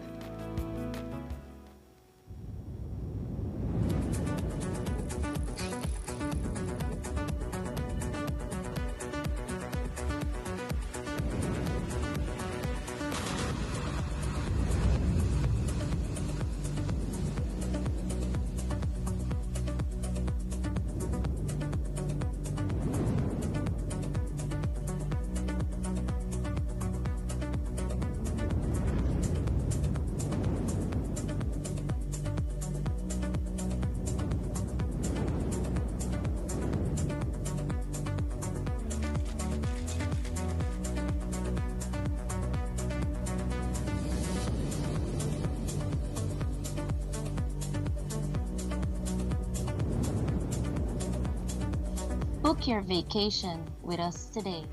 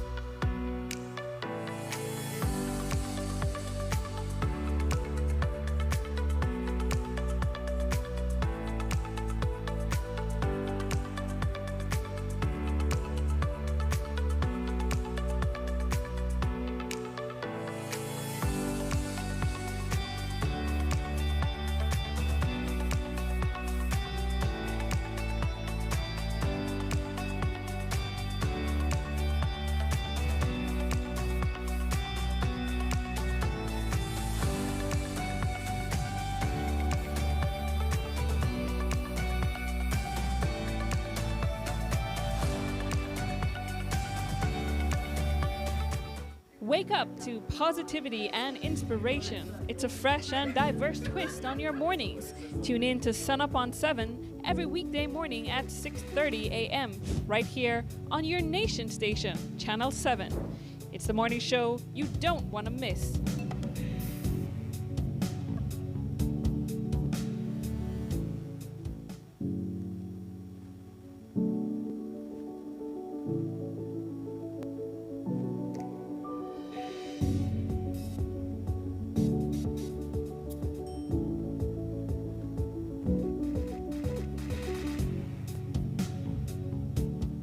Good morning and welcome back, my beautiful people, to Sunup on 7. So just before the break, we had the caretaker in candidate for Port Loyola, Mr. Carlos Pereira, in talking about the upcoming convention happening this Sunday at the Muslim Primary School, located at the corner of Favas Road as well as Central American Boulevard. Beginning from 10 a.m. to 5 p.m., you can go cast your votes for your candidate of choice. But we're jumping into our final topic for this morning, and we're here joined with the Belize Fund for a Sustainable Future, talking about the 2025 grant cycle and how you can try to be a part of this funding opportunities. And on the couch with us this morning, we have Ms. Chelsea Gill Anthony, who is the Communications Officer of the Belize Fund for Sustainable Future. So good morning to you, Ms. Chelsea. How are you doing? Good morning. I'm doing well. Thank you guys for having me. All right. And she brought us gifts, guys. Yes, we always love a little gifty gift. But so let's start talking about the Belize Fund for Sustainable Change. Let's re-educate our people as to what this fund is about. All right, so jumping right in. About 3 years ago, a little bit over 3 years, we get established, coming out of the Blue Bonds Agreement between the government and the Nature Conservancy. Right. And so we have the responsibility to manage the conservation funding. We provide funding to both government and non-government. And so I think last week you would have BSOP on your couch talking about the expansion, the achievement of milestone 4. Yeah. So we provide funding to them under the government strategic allocation. Coastal Zone are one of 6 government agencies where we provide funding to. Okay. So that the government side, and that's specific to achieving those milestones under the blue bonds. Okay. Now for the non-government side, we give grants. And so every year we do this through a call for proposal, and it open every year August. So this year it opened yesterday. So it's fresh in. Fresh. Yes, and so people who eligible then could now apply for regular grants, small, medium, large, or community grants. And they have up until September 12th to submit a concept paper. Now, in terms of amounts, for the regular grants, you could get up to 50,000 for the small, and it's Belize dollars. Okay. And then double check right now. I was like, you said 50,000, you wait. Right. And then for the medium, the up to 150,000. Wow. Okay. And then the large, the over 150 up to 500,000. Wow. Okay. But with a focus on 2 areas specifically. Sustainable fisheries and blue business innovation. So for sustainable fisheries, where one entity could submit something for, some of the priority areas with the look pan maybe prepare seafood ready to cook, or how you package better, or store better, or even helping fishers to collect data properly, you know, to use technology, or even how they get them catch. Because sometimes the way how we do it traditionally, they get injured or they're dead. Well, true.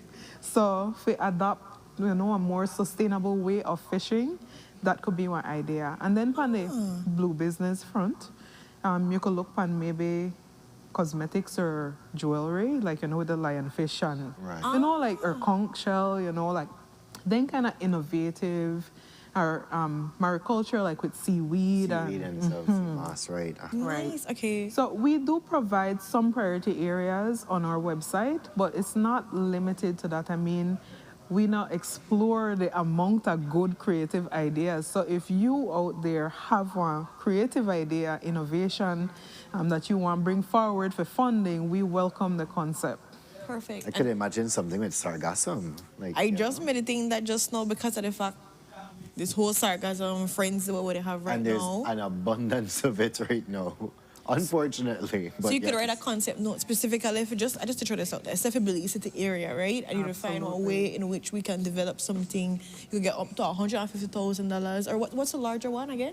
Up to 500,000. 500. I just want to say because I want, you know, make it sound better off on our lips right now. So $500,000 if you develop this concept note. Is there a quote-unquote webinar running session or something where people can go to ask, you know, questions on like the proposals or the concept notes that they need to be drafting? Because of course, you know, just trying to get that backing to say, are they in the right area? Just tell me how to run the right way, you know, that kind of thing. Is that something available for people that are drafting? So, unfortunately, we do a lot of in-person sessions. We do it across the country, Belize City down to PG. Right. And we may invite people to come to the session so they can ask it right there. But we also did have our webinar. Okay. And I posted it on YouTube, but we should. But they can also still reach out. But in terms of support for writing, no. Not for writing. We do provide support under the community grants, but they have to have one accepted concept. So the process is two-step. First, when we just when they start give grants, we ask people for just do a full proposal, but that's a lot of work and it's unfair to those put in the effort and then they don't get the approval. So we do it in a little simpler phase. When now this concept paper, you get to tell me what you want to do, the activities, and give you an idea of the budget you ask for. And then we provide guidelines for that as well. Like if you're needed for overhead, salary, travel, any activity, we provide that guidance. You give me the breakdown.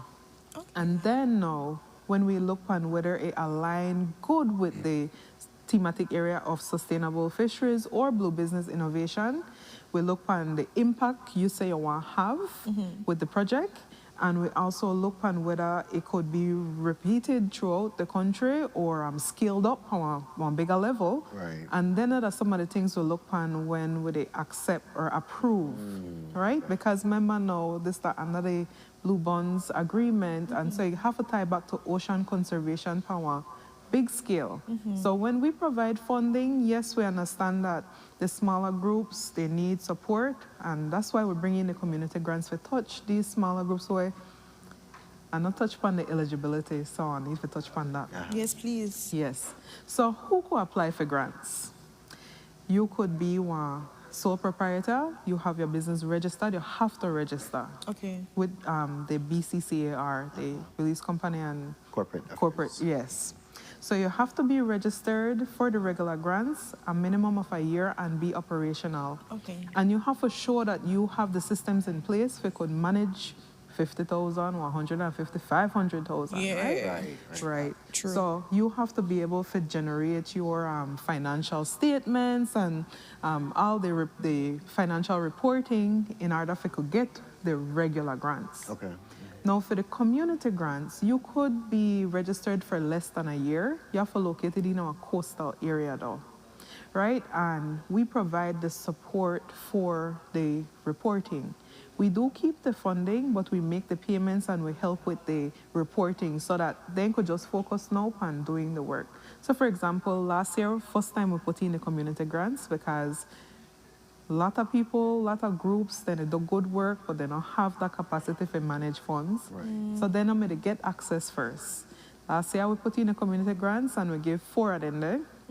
And that the work so good. You should hear or visit Sunup Fishermen Association. They are doing, yes, then they do one thing. I was about to ask about some of the success stories from before, but yeah, Yes. go ahead. Then the trainings to try improve the governance and just how they work as one association to be organized as fishers, right?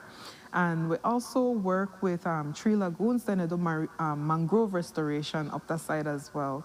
And then down south, Riversdale, we deal with Shark Fishers Association, and they also collect data on shark fisheries. Okay. Yeah, so then the community grants. So we're excited about them. For the community grants, they're up to 50,000, and it's for 1 year. So with the regular, for the medium and large, there's a co-financing requirement. So for the medium, you have to put 10% co-financing, and for the large, that 25%. But when people hear co-financing, they think just money. Yeah. But we accept in-kind contributions as well. So what that means, if you already have software or equipment or one person who want to work on a project, you want to put one cost value to that. And that one count towards that 10 or 25% co-financing, right? Gotcha. Right. So we try make it flexible where entities who really interested for make one impact on FUI marine resources that then can get the funding. But it is a competitive process. I could imagine if you try, how much grants you guys expect to carry out in this period of time? Because I know that you have your small, the medium, and the large ones, and so The communities. the community ones, and then the mediums and the large ones. So how much do you want or can you give out for this cycle?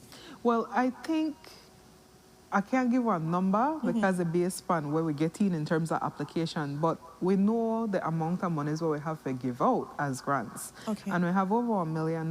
So I would say January, when we come back and we tell you who all to get the grants, I could give you a figure on how much we And how much we actually get out fund. the community versus and so forth. Yes. And in light of the medium and the large one, because I know you mentioned that the community is for a 1 year time frame.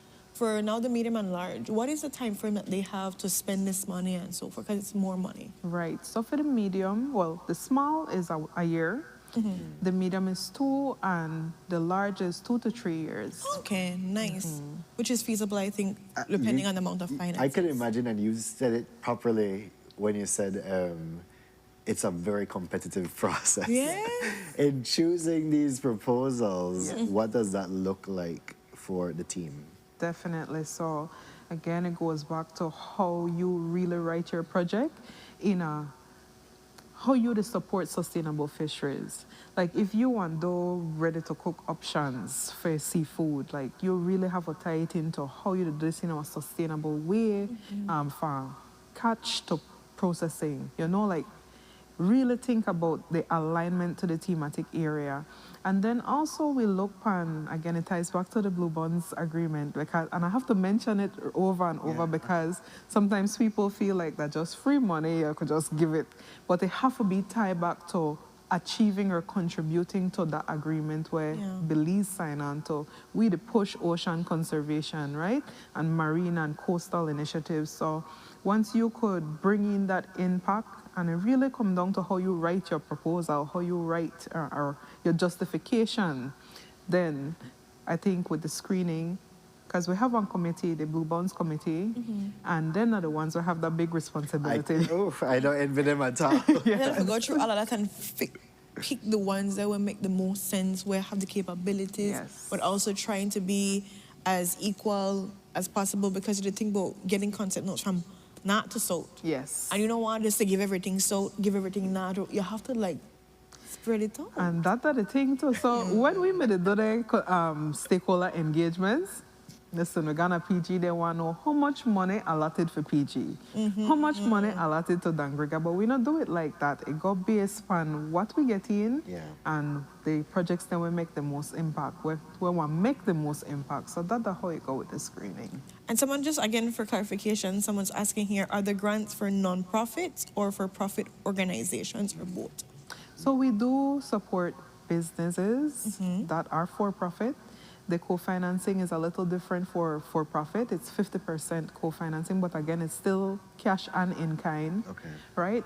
And for non-government, other non-government entities, they're community-based organizations, youth groups, women's groups, indigenous groups as well, NGOs. So those community-based organizations as well, civil society, Perfect. So I'm hoping that clears up the questions for people that are trying to understand that part. So you said by the concepts are due September 12th. And you said like in January, so you will be announcing. Right. So the whole process is about 6 months from opening of the call to when you get one update on whether it's approved. Okay. So again, it's a two-step. When you submit your concept paper and it's accepted, then we invite you to develop the full proposal. Now, the deadline for the full proposal is November 7th. Okay. So that when we would have said, well, that the close of the calcas, then that the close we are take any proposal for funding.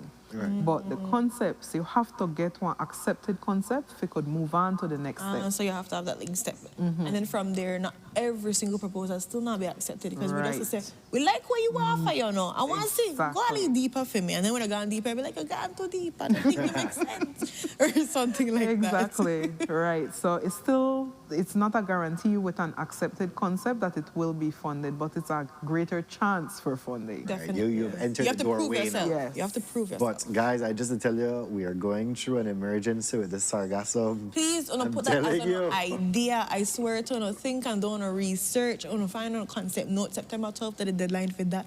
And from there, do more ground research and we'll be able to do something. Hey, that sargassum one there, I also say. That Maybe we could be one example for the world as to how we treat our sargassum. So just putting that out there. That this Thursday we are signing an agreement with the Belize Hotel Association and BTIA, Belize Tourism Industry Association, to tackle the sargassum. This is a emergency response grant, right? So this didn't go through that competitive process as it's an emergency and it's a need, and so that's where we're putting in. I think it's 250,000 Belize dollars. 125,000 each to each entity, and they will be re-granting it out.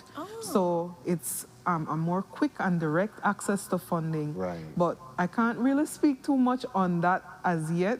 Thursday, when we go through the process and we make the announcement, we'll speak more about that. But that's excellent, though. At least we know that there's some money is going towards it because we understand it's a problem. I think people who live in the areas know it's a horrible problem that they're facing day to day. That's their lives. So we can talk on the couch here and say certain things, but they're experiencing daily, you know? Yes. So I'm glad to see that there's some money being allotted to as well, and of course hoping to see them able to work with the community to do something, because obviously we won't fix everything, but it's a start. And it's a short, setting expectations. So for this one, it's for only 2 months, and it looks at the cleanup and proper disposal. Yeah, because that's costly, right? It costly. I tell you, once you touch the sand.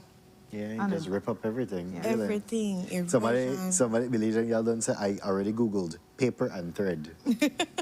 There we go. Belizean girl, write up your concept note one time, baby boo. Work with somebody and try to get this thing done to us. Because remember, you do have to have a registered business working for at least a year in the field too as well. But that's for the regular. For community, it can be less than a year. Okay. Oh, okay, perfect. So let's get this thing going, guys. But thank you so much for this information. And for people that want to follow up to, again, check out everything you've been saying and maybe get the webinar that's being posted, where can they go?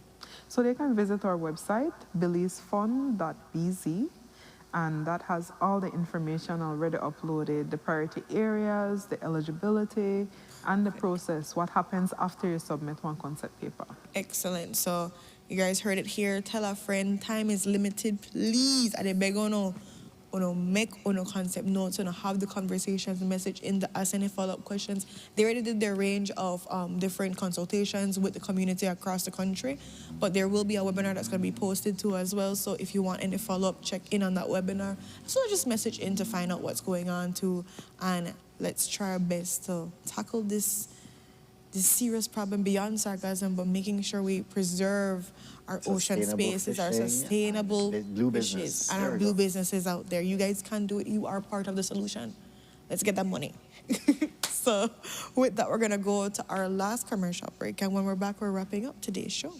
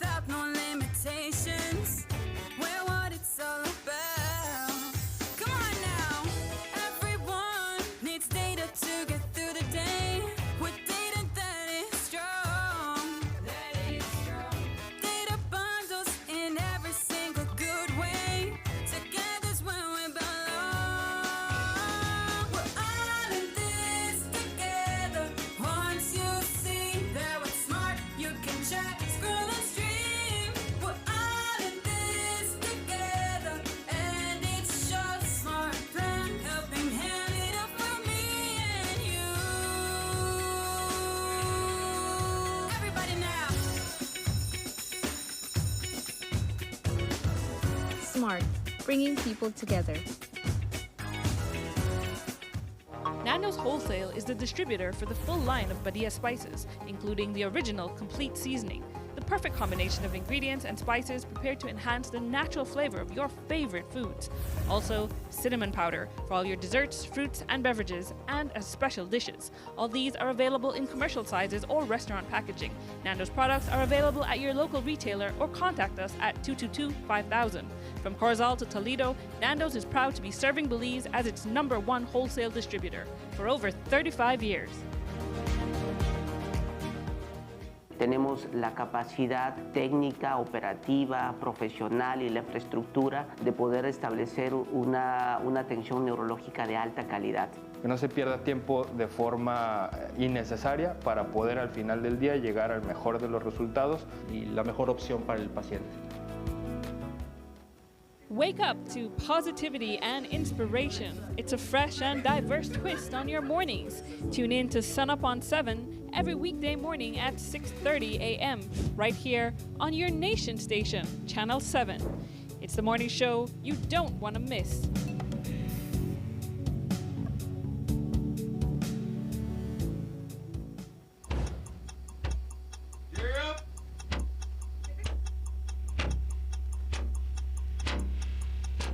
These charter mints aren't from We're an navigating along the coastline. This morning, the 2023 in the... Good evening. Good evening. I'm Cherie Halsell, And here's what's ahead for you on 7 News Tonight. We've got details of these and other stories in our newscast for tonight. Good evening. With your news, I'm Adura Craft. Please, you're watching the Nation Station, Channel 7.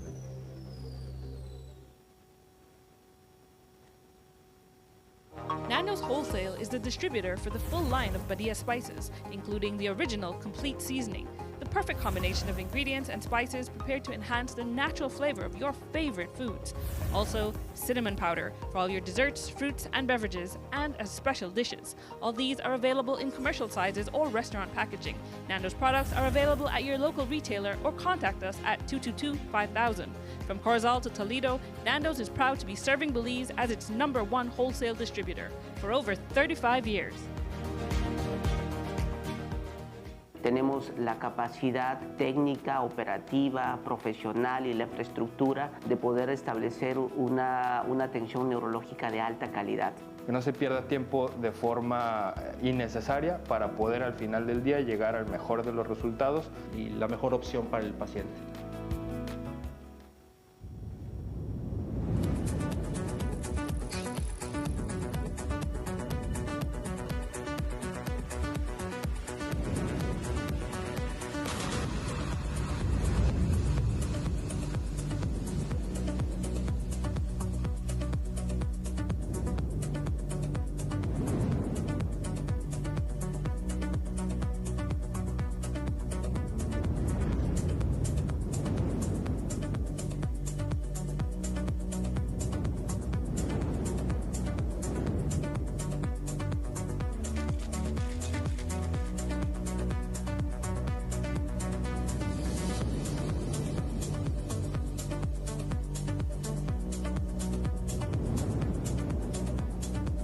Book your vacation with us today.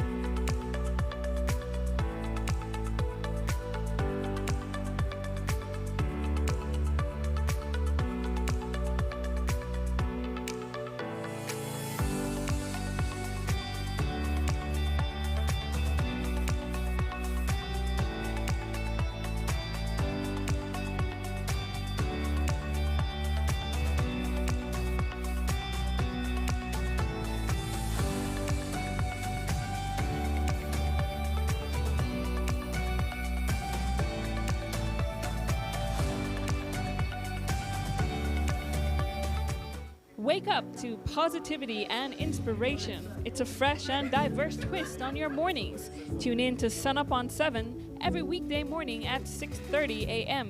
right here on your nation station, Channel 7. It's the morning show you don't want to miss.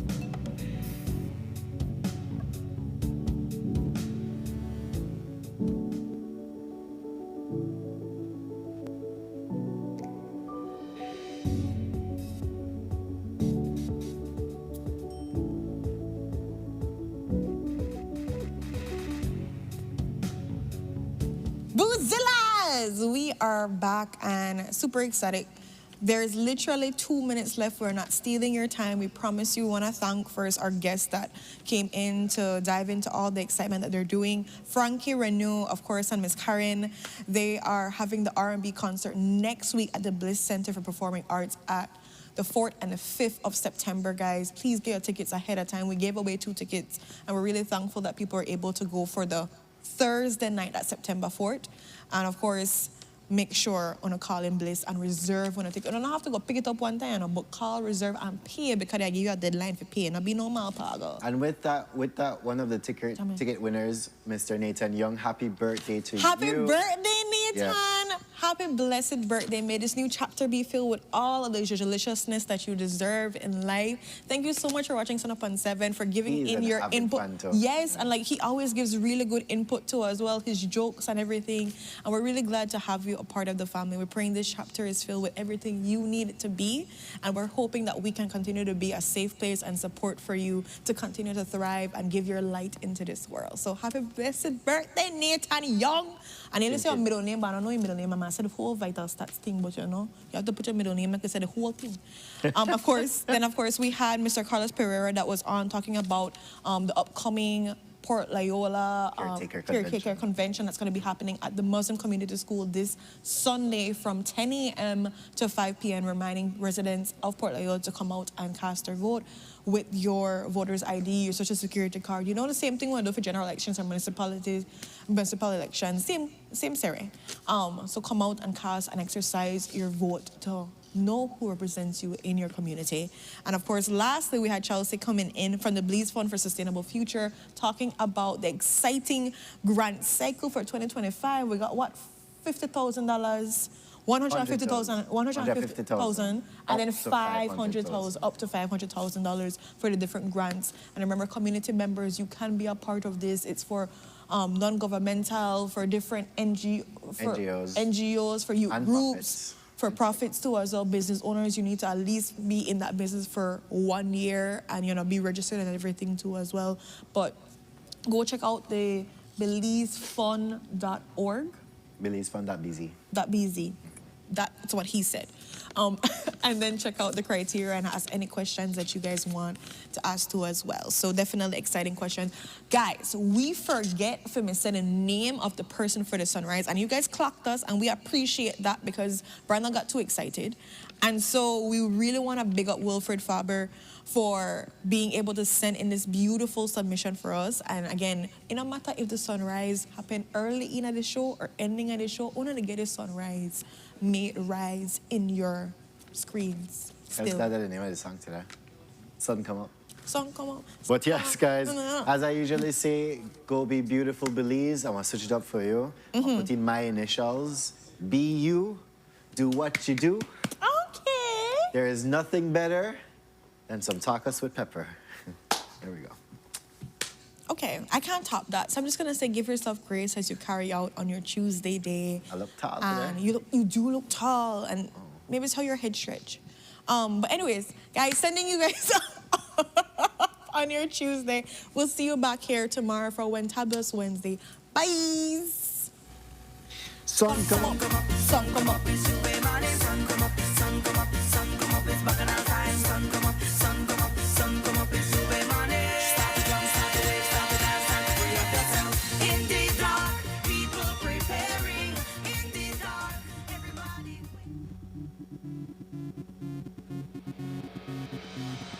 A place to call your home, a place where you can grow.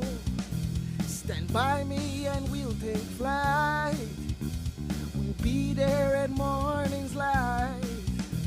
I've got you covered on all concerns we share today. You will discover how the world turns each day. When the sun comes up,